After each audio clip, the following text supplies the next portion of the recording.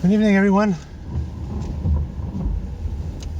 It's Thursday. I'm tired, eh? Thursday, the 31st of October, 2019. It's Halloween night, and there's absolutely nothing going on. So I finished my day about 5 minutes ago, and another frustrating day. You know, it's not frustration about what I'm doing and how I'm doing it. It's frustration that when I started there, I was clear that my job wasn't production work. My job was technical support and service call to fix the chairs. And I mean the chairs as in 1 or 2 or 3 chairs per shot. Now it's becoming production works, fix mistakes and mass quantities and all kind of stupid things like that. It's ridiculous, and it's frustrating for me to see that each time when they told me like, oh, you can call us anytime, we'll be there to help, and each time I do call, they're not there to help. I'm on my own looking like an idiot in front of my customer, and that is something that really pisses me off. And I don't like to look like a fool in front of customers unless I do it on my own. And for me, this kind of situation always tends to lead me to wanting to quit, because I just don't give a damn. Like, yeah, I like the work, I like the company, but if you're not going to be serious about it, I don't have to stick with you. There's other people that wants to hire me. There's tons of other jobs that I can go do and earn just as much money. But I'm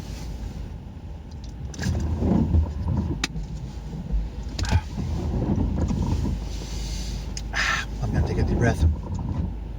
But I like doing that job because for me it's easy. It wasn't supposed to be stressful, and it was supposed to be it was supposed to easier on my back.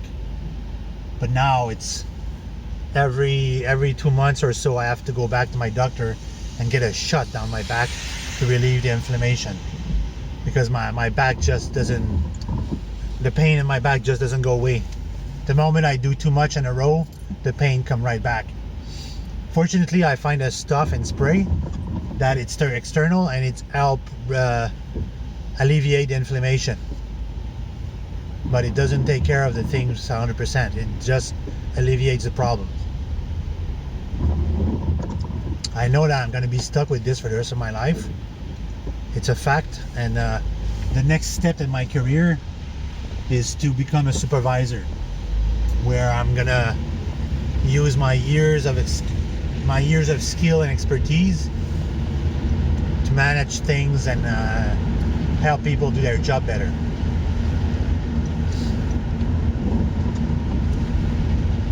But that's hard to find. It's hard to convince people to hire you when you don't have teaching in that field. You only have skills, and you don't have a whole lot of skills in that. So for now, for me, it's a hunt to say, do I do it or do I don't? Because the question is, if they're not going to provide me with a brand new truck for the winter, something reliable that won't break, then I'm gonna be stuck with that piece of crap. Well, that old truck, and I'm gonna have to invest money in it to fix it. So we'll see just how cheap the owner is. Last I heard, it was a go. Then it's not sure, and there's just no ends. And then they want me to do delivery, but this van, the van that I'm driving, can only take so much. It has room for 5 seats,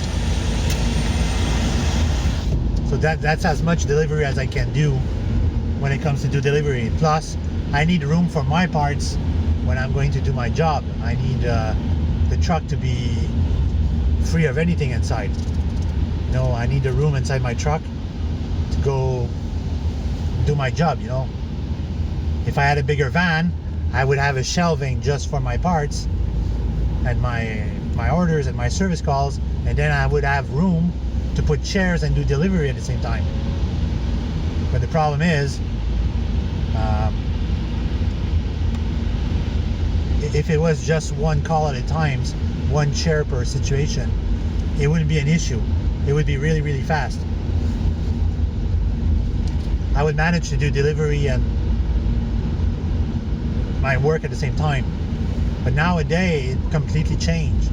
It's not just one chair or one thing. It's multiple chairs at a time. So it's really hard. You have no idea. And I told you before, I've been working since I was 16 years old, and that's 29 years.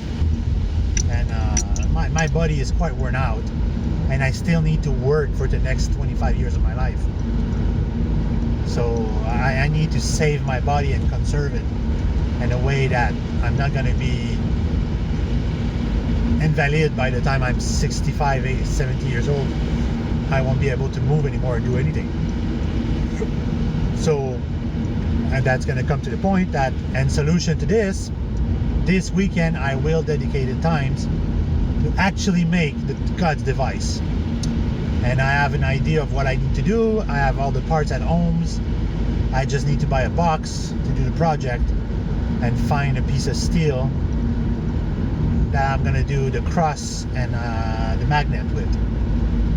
So that's the thing I'm left with right now. So that's gonna be the fun part. Maybe I'll be able to do the electronics, but not the fabrication part, because I lack most of the parts that I need, the steel part, the fabrication. So we'll see this weekend how it goes. On other notes, one of my angel investor and a nice friend, he sent me a link, not a link, but information he copy paste from Paranormalis, and it was information about the Philadelphia experiment. And it's information that some of it that I knew already, some of it that I didn't know, and that's gonna help with the equation. So things are moving forward, you know. And I'm sure that if we work together, if more people work together instead of just coming there and chatting all the times, then I'm sure that we will be able to yield some result eventually. We're only 2 months away from the end of the years, and for me, January is going to be major change in what I want to do. So we'll see where that leads just as well. Once I get something off my back that I've been carrying for 12 years, once this is off my back, then more opportunities gonna open to me and give me a chance to do something else. But yeah, for me, I would be way more interested in adventure and time travel than being stuck here working, spending the next 20 plus years of my life working like a slave. That's another thing I want to talk about, the slave system we live in.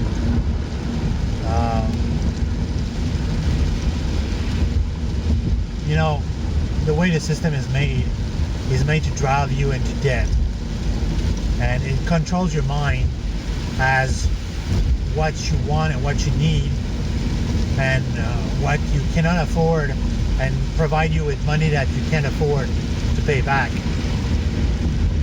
and sucks the life out of you every paycheck.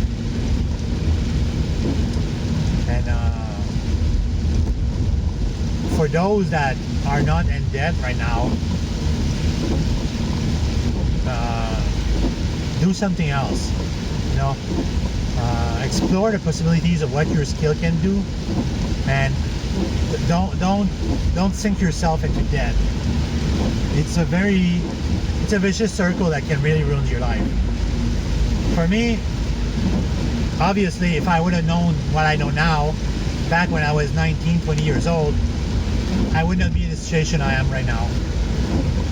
But I don't know how I would acquire all the skills, because the skill that you have and you acquire over the years comes with experience. And if you go back in the past and relive those experiences, but you don't do those steps where you learn, then it erases itself. So if I would go back in my 19-year-old body with the experience I have now, everything that I would not do would erase itself from my mind, and I would forget how to do it. For me, I would simplify the task by going to school. I would stick with school and learn the trades that I love, but learn it better. So I would manage my things way earlier in life instead of later. And I wouldn't make, I don't say I would make the same mistake again, but I would make less mistake. I would not dedicate my life to bicycle. That was something I was very passionate about, but it was a very big mistake in my life to pursue and persist. There was just no future for me in the bicycle industry.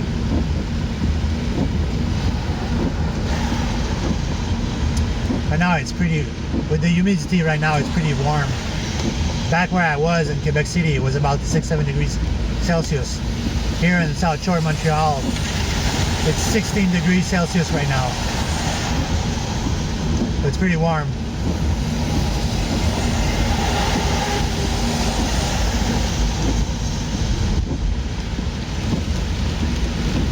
This one in front of me is annoying the crap out of me. Come on.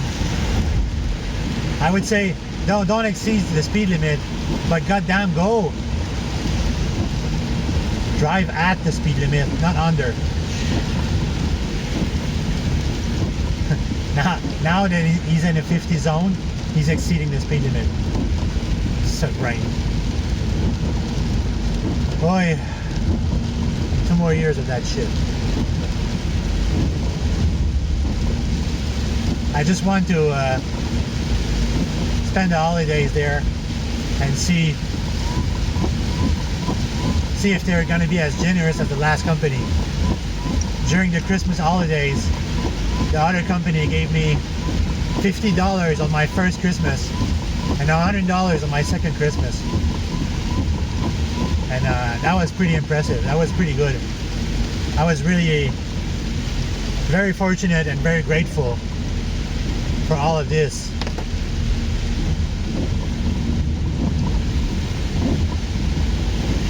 Oh boy, shit ton of water.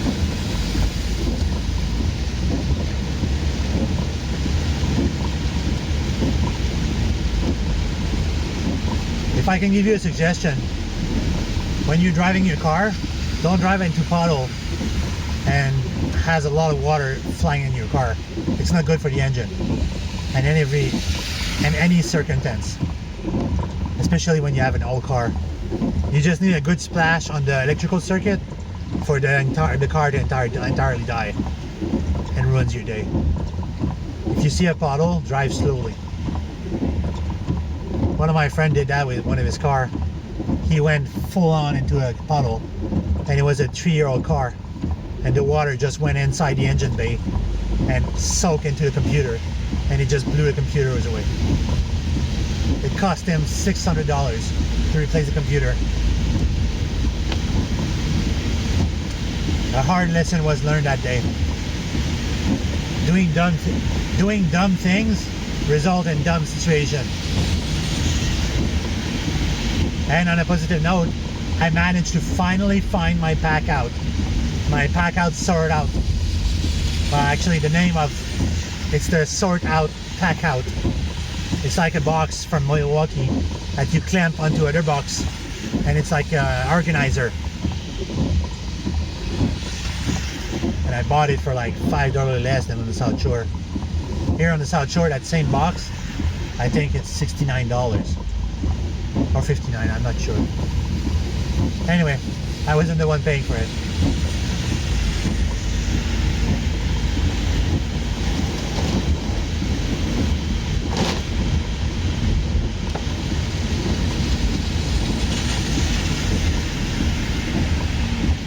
Oh, good gracious, there isn't a ton of people. I'll be able to enjoy my meal.